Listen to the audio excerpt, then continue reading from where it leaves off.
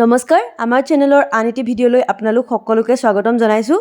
আজি আমি ডিমৰ এটি সহজ ৰেচিপি আপোনালোকৰ মাজলৈ লৈ আহিছো। যদি হে ভিডিঅ'টো চাই ভাল পায় তেন্তে প্লিজ ভিডিঅ'টোত লাইক, কমেন্ট, শেয়াৰ কৰিব আৰু চেনেলটো সাবস্ক্ৰাইব কৰিবলৈ নাপাহৰিব। আহক তেন্তে আজি আমাৰ ভিডিঅ'টো আৰম্ভ কৰো। এই ৰেচিপিটো তৈয়াৰ কৰিবৰ বাবে এখন থালিত আমি 3টা পিয়াজ, এটা ফুলকবি, 3টা কেঁচা জলকীয়া, 2টা আলু, 3টা বিলাহী, আদা নহৰুৰ পেষ্ট আৰু লগতে 4টা ডিম লৈছো। এতিয়া আমি এখন কেৰাহীত অলপমান মিঠাতেল দিছো আৰু সেই মিঠাতেলখিনি গৰম হোৱালৈকে অপেক্ষা কৰিছো। তেলখিনি গৰম হোৱাৰ লগে লগে আমি তাত ডিম 4টা ফ্ৰাই কৰি লৈছো। ডিম কেইটা অলপ ফ্ৰাই হোৱাৰ পাছত এটা পাত্ৰত সেইকেইটা উঠাই ৰাখিছো।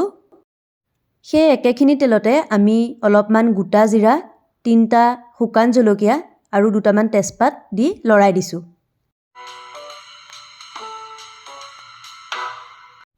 এতিয়া সেই তেলখিনিত কাটি লোৱা পিয়াজ কেইটা আৰু কেঁচা জলকীয়া কেইটা দি ভালকৈ লৰাই দিছো। আন এটা সাইডে ফুলকবি আৰু আলুখিনি হাই ফ্লেমত বইল কৰি লৈছো। পিয়াজখিনি ৰঙচুৱা হৈ অহাৰ লগে লগে আমি তাত আদা নহৰু পেষ্টখিনি দি দিছো। গোটেইখিনি ভাজি হোৱাৰ পিছত কাটি ৰখা বিলাহীখিনিও তাৰ লগত দি দিছো। পুনৰবাৰ ভালদৰে লৰাই দিছো। এতিয়া আমি সোৱাদ অনুসৰি নিমখ দিছো, প্ৰয়োজন মতে হালধি দিছো।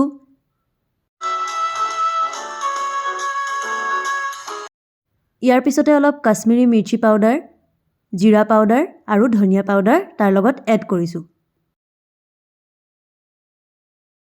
এতিয়া পুনৰবাৰ গোটেইখিনি ভালদৰে লৰাই দিছো। ইয়াৰ পিছত বইল কৰি থোৱা ফুলকবি আৰু আলুখিনিও তাত এড কৰিছো আৰু ভালদৰে লৰাই দিছো।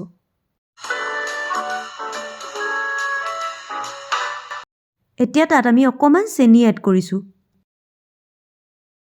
লগতে অলপমান এগ কাৰি মছলাও এড কৰিছো।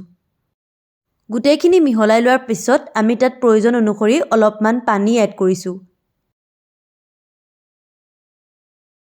এতিয়া হাই ফ্লেমত আমি সেইখিনি ঢাকন মাৰি অলপ উতলিবলৈ দিম।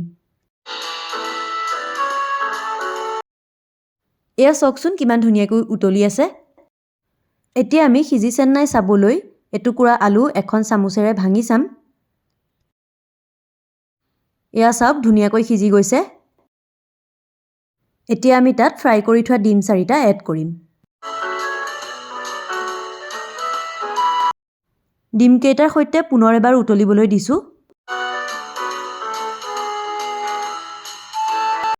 ইয়াৰ পিছতে 4টামান ইলাচি খুন্দি তাত দি দিছো। আৰু অলপ উতল অহাৰ পাছতে গেছটো আমি অফ কৰি দিছো। এয়া চাওক অতি সহজতে আমাৰ ফুলকবি আৰু আলু দিয়া ডিমৰ তৰকাৰীখন ৰেডি হৈ গ'ল।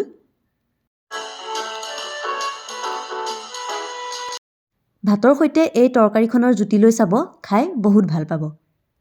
আজিৰ ভিডিঅ'টো ইমানতে সমাপ্ত কৰিছো। ধন্যবাদ।